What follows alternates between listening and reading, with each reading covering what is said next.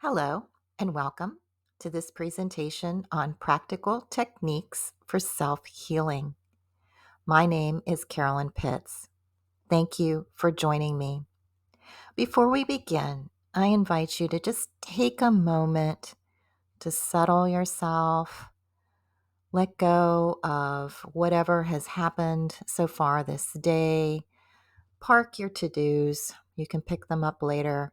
And let's just focus on this material because I'm hoping that I'm going to share something with you that's going to have a profound impact on your health and wellness.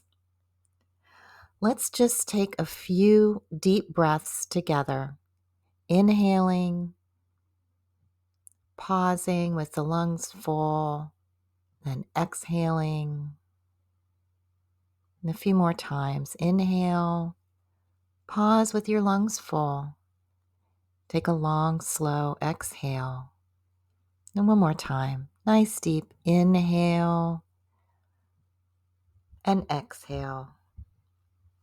Very good. All healing is self-healing. Our bodies have an amazing capacity to heal themselves. We cut our finger and the body covers the wound with new skin. We eat spoiled food or inhale a virus, and our body isolates and eliminates the foreign invaders. Our species has survived for centuries thanks to our ability to self-heal. There are times when it is appropriate for us to seek healing support.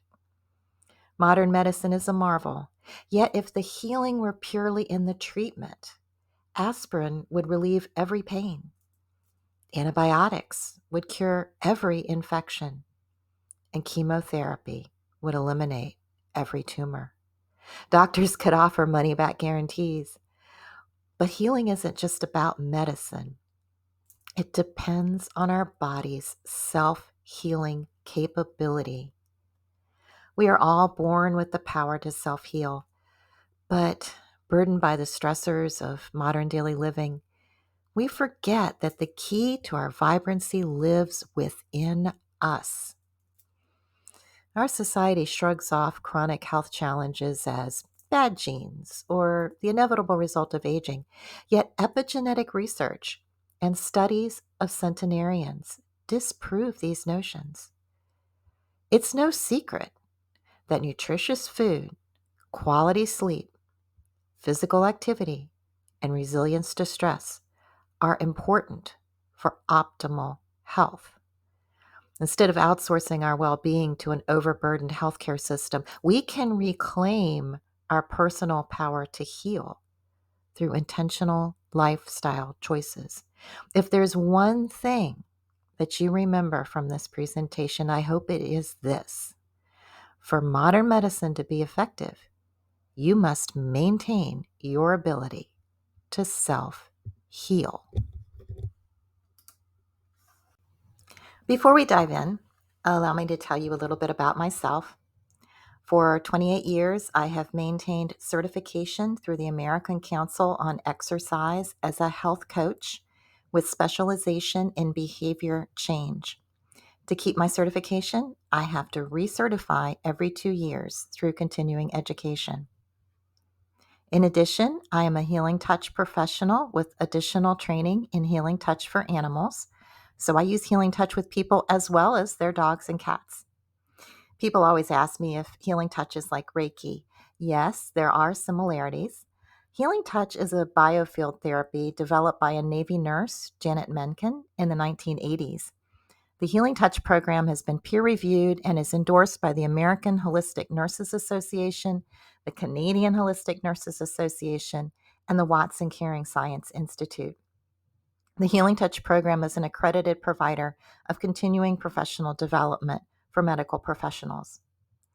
I'm a member of the American College of Lifestyle Medicine and the Healing Touch Professional Association. In July, I will complete my certification as a plant-based coach through the Food Revolution Network. My interest in nutrition led me to adopt a whole food, plant-based lifestyle nearly 20 years ago. I don't eat any animal products, including eggs or dairy. And I'm really excited to help other people find vital health through a whole food, plant-based lifestyle. And I'm excited to share with you that on August 15th, my book, 8 Intentions for Self-Healing, will be published. Today, we're going to focus on the first intention in that book, resilience. And I'm going to teach you a powerful technique called tapping.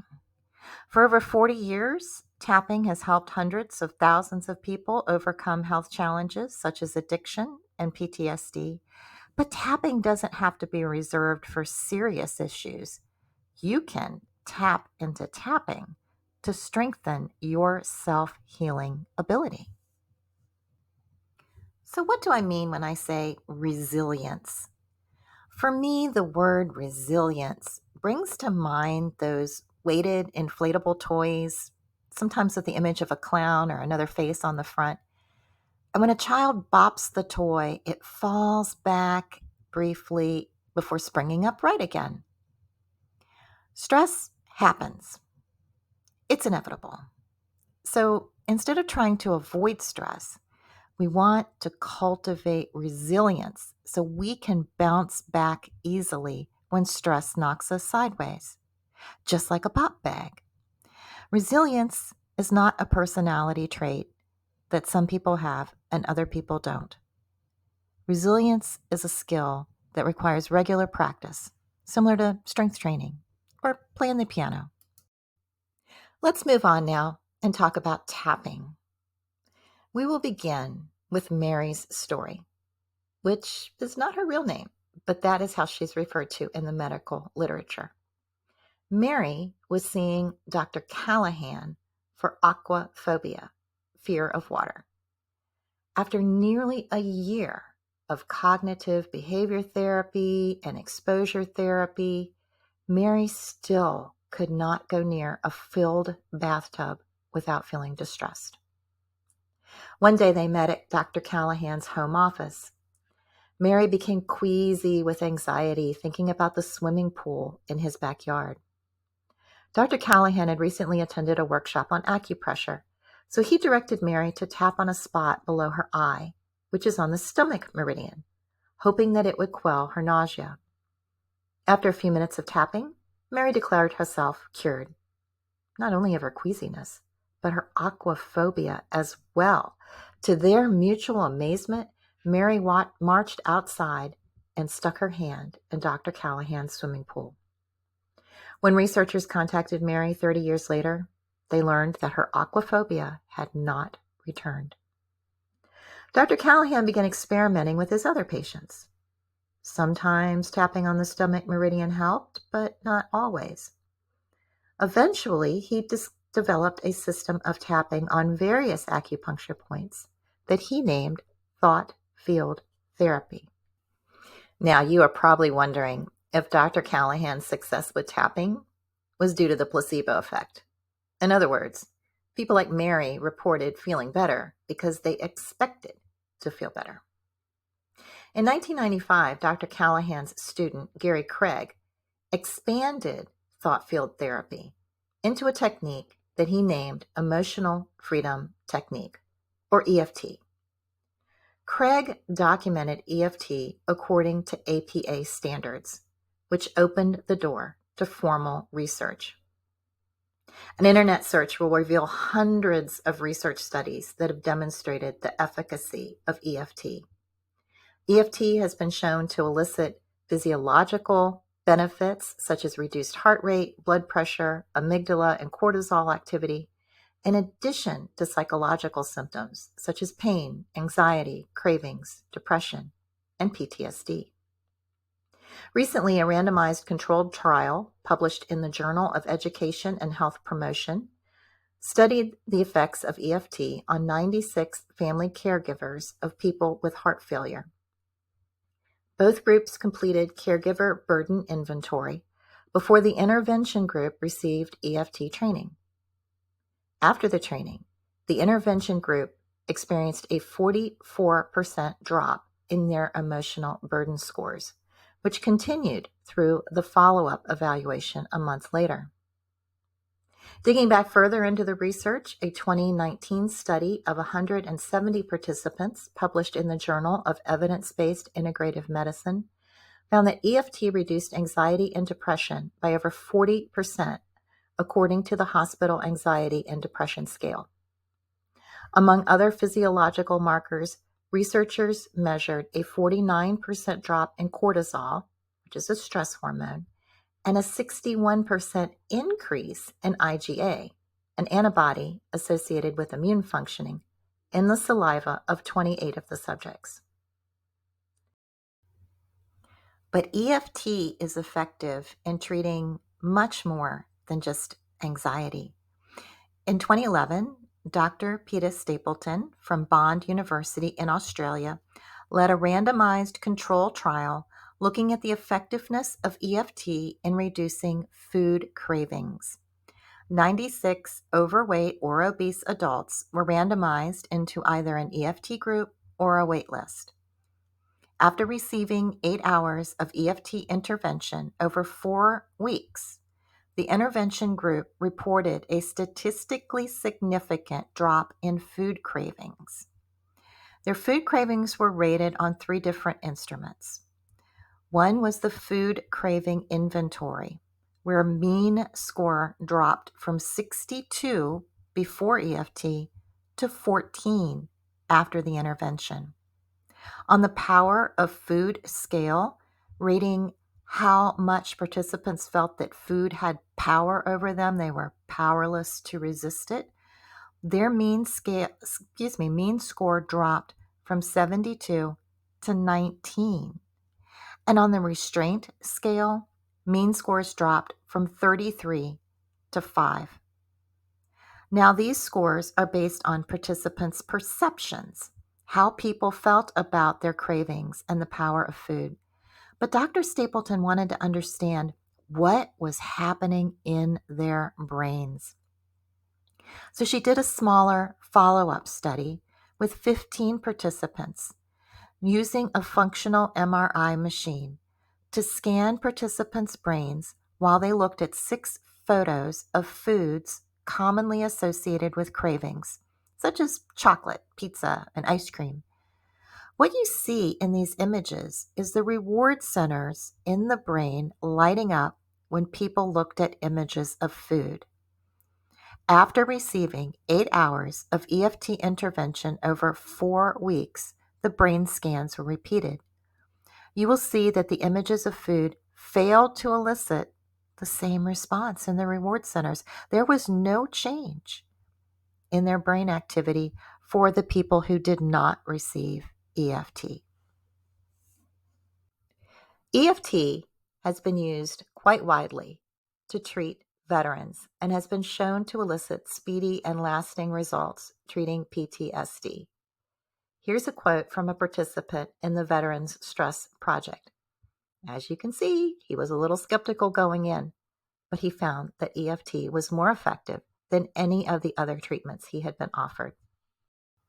The primovascular system may offer clues as to why tapping and acupuncture are effective. Using tracer dyes and CT scans, scientists discovered a network of teeny tiny thread-like vessels found in the heart, blood vessels, lymphatic vessels, nervous system, skin, adipose tissue, and viscera. While the entire system has not been mapped in humans, primovessels appear to follow the routes of the meridians as documented by practitioners of traditional Chinese medicine thousands of years ago. In addition to other helpful substances, primovessels carry electrical signals and life-sustaining multipotent stem cells. In the photo on the left, you see the meridian lines are punctuated by dots, representing the needle insertion points used in acupuncture. Some of these points are the same ones that we use in tapping. In the photo on the right, you see that primovessels, as indicated by the letters BHD, are interrupted by primo nodes, PHC. The location of the primo nodes seems to align with the acupuncture points. For some reason, percussing these points counteracts the physiological changes associated with the fight or flight response. Researchers believe that tapping works because when we simultaneously bring to mind an upsetting memory and calm the nervous system through tapping, we disconnect the memory from the emotional response. In just a moment, I'm going to teach you a form of tapping known as the trauma tapping technique, which was developed in 2007. Gunilla Holm was working as a Swedish journalist and filmmaker, and she interviewed survivors of violent conflicts. Holm realized that asking people to tell their stories often reignited the trauma of those experiences. She had heard about EFT, but she needed a technique that could be used outside a clinical setting, a technique that people could use on themselves and teach to others. She contacted Dr. Carl Johnson, an EFT and PTSD expert from Virginia. They met in Rwanda to introduce trauma tapping technique to genocide survivors and had amazing results. Later, Hahn partnered with Ulf Sandstrom, and they established the nonprofit Peaceful Heart Network. The Peaceful Heart Network offers free monthly training in trauma tapping technique over Zoom, as well as other techniques to help soothe our nervous system. The Peaceful Heart Network has brought the trauma tapping technique to over 300,000 people in 45 countries, from Syrian refugees in Greece, torture survivors in Chad, former child soldiers in the Democratic Republic of Congo, survivors of wildfires in California, and even a drug rehabilitation program right here in the Chesterfield County Jail. Here's some things I want you to keep in mind when we practice tapping in just a moment. You're going to be using most of the time one or two fingers, as is shown in this photograph. You want to use firm but gentle pressure while you're tapping. The goal is to increase the flow in the primo vessels by stimulating the primo nodes. If tapping a particular point is uncomfortable for you, it is okay to simply massage that point or apply gentle pressure. It's very important to remember to breathe. When we feel stressed, our breathing becomes rapid and shallow. Long, slow breaths are another technique to help calm our nervous system.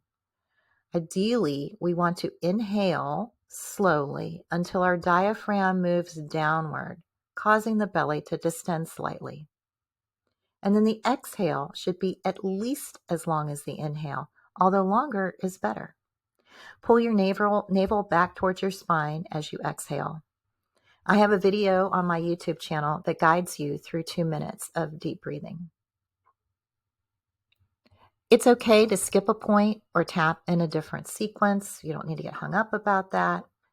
If there is something specific that is bothering you, try to keep it in mind as we tap. Recall from earlier that when we think of a troubling situation or memory and tap at the same time, our minds disconnect the emotion from that stressful event.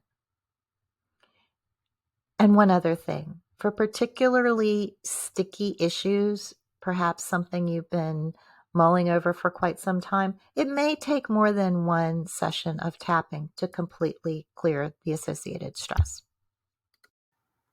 Before we begin tapping, take a moment to tune in to how you're feeling and pick a number that represents the intensity of your emotions. In trauma tapping technique, we do 2 rounds of tapping, beginning with the side of the hand, points on the face, the torso, the fingers, back to the collarbone, followed by 2 deep breaths. And 2 rounds is considered 1 session of trauma tapping technique practice. And remember, this is tapping practice, not tapping perfect. If you haven't done it before, you're learning something new. So just relax and have fun with it. We're going to begin by tapping on the side of the hand. This is one place where you might want to use more than 2 fingers. Some people use 4. I'm using 3. We're just tapping on the side of the hand, again firmly yet gently. I want you to take in a deep breath and exhale slowly. Now we're going to move to points on the face, beginning with the inside of the eyebrow. This is where you might want to just use 2 fingers to tap. We're tapping on skin that's over the skull. We're not tapping down in the eye socket. Take in a deep breath and exhale. Slide your fingers across your eyebrow to the side of your eye and tap in that space, again, above the skull, not in the eye socket. Take in a deep breath and let it out slowly. Slide your fingers along the edge of the eye socket to this point below your eye, right in the middle. This is the point that Mary tapped on that first day. Take in a deep breath and let it out slowly. The next point is below the nose and where your nose joins your face. You might want to just tap with 1 finger here. Take in a deep breath and exhale. Last point on the face is on the chin and that little divot below your lower lip. Take in a deep breath and exhale. Now we'll move to the collarbone. We're going to be tapping in the area below the collarbone, between the collarbone and the uppermost rib. This is where I like to tap around. I'm going to move my fingers around. Taking a deep breath and exhale slowly. If tapping in this location is uncomfortable for you, remember you can always just massage these points. Now we're going to move to below the arm. So raise up your arm and we're tapping on the side of the body. Taking a deep breath and let it out slowly. Next, we're going to go back to the hand.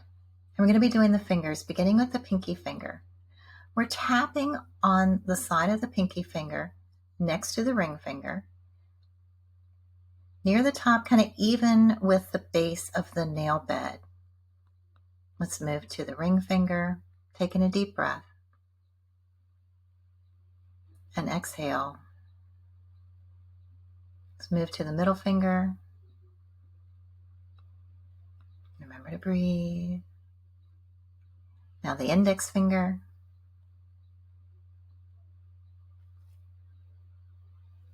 And the thumb.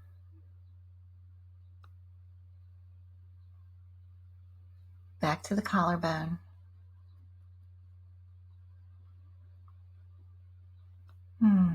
All right, I'm going to take 2 deep breaths. Inhale and exhale. One more. Inhale and exhale. Halfway through. Let's do it again. Beginning with the side of the hand. At this point, you can switch hands. You can tap on the hand you tapped on before. It really doesn't matter.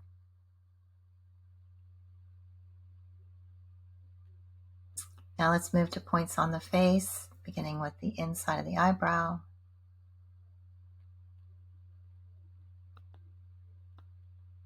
Slide across the eyebrow to the side of the eye. Remember to breathe. Slide your fingers below the eye, taking a deep breath, and let it out slowly.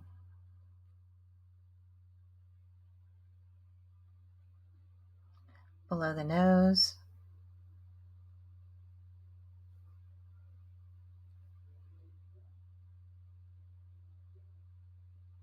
down to the chin. Inhale and exhale. down to the collarbone, taking a deep breath. Let it out slowly.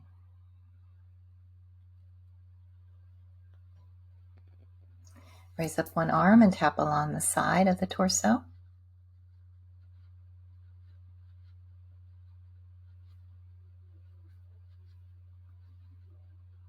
And now to the fingers, beginning with the pinky finger. And again, if tapping is uncomfortable, you can always just gently massage that spot.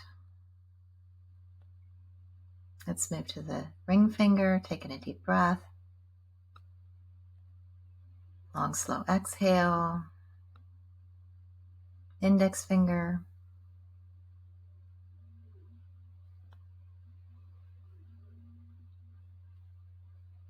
That was the middle finger. Index finger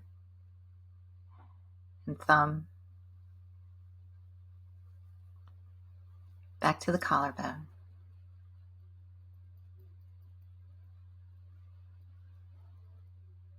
Two deep breaths. Inhale. Exhale. One more. Inhale. And exhale. Very good. Wow, you did great. How do you feel? Tune into your body. Do you feel buzzy? Do you feel relaxed? Do you feel invigorated? How would you rate your stress level now? Going back to that scale between 0 and 10. Has your stress level decreased? If not, you can always do another round of tapping.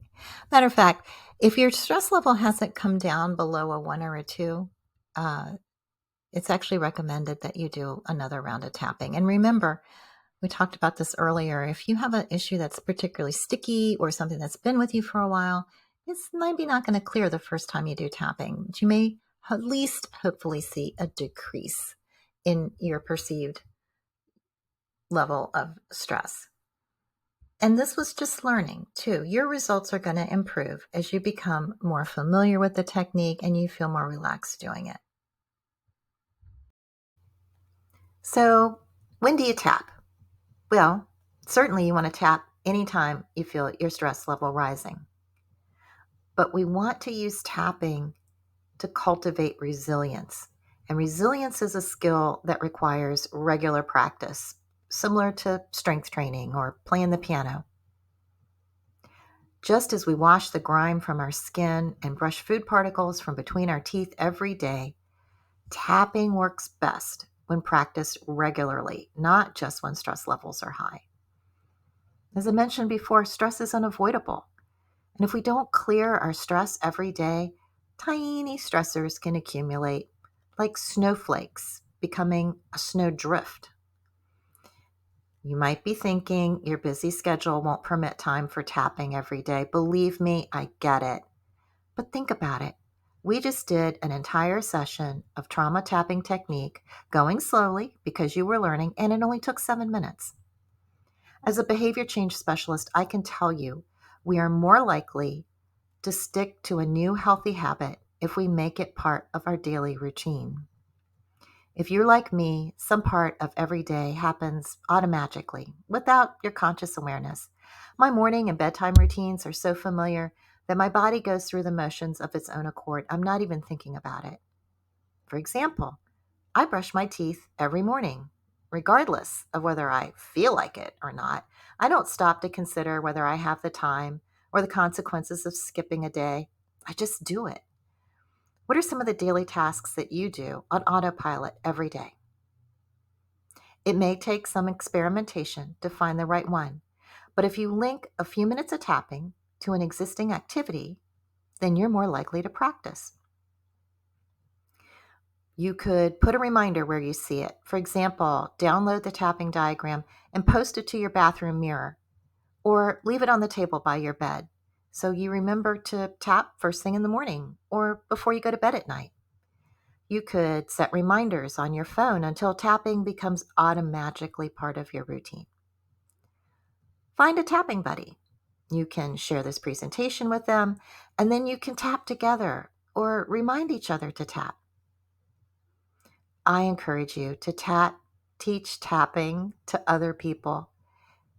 Can you imagine a world where everyone, including children, are calmer, kinder, and happier because they have cultivated resilience? A world where people can calmly work through their disagreements, focusing on common ground. As I said before, if there's one thing you remember from today's presentation, I hope it is this. For even modern medicine to be effective, you must maintain your ability to self-heal. I really appreciate your time today. Here's a QR code that you can use to receive a handout with tapping information, including a diagram showing you where the tapping points are, so you can print that out and put it somewhere where you'll remember to tap every day. It also includes some links to research articles on tapping and to my YouTube channel, where I have a host of resilience building technique videos, including a guided tapping video and a guided intentional breathing video. I would love for us to stay in touch. I publish a free wellness newsletter, comes out every other Friday, where I answer questions from readers about health and healing. And I'll keep you in the loop about my book, 8 Intentions for Self-Healing, that is coming out in August. Thank you again, and remember to intend.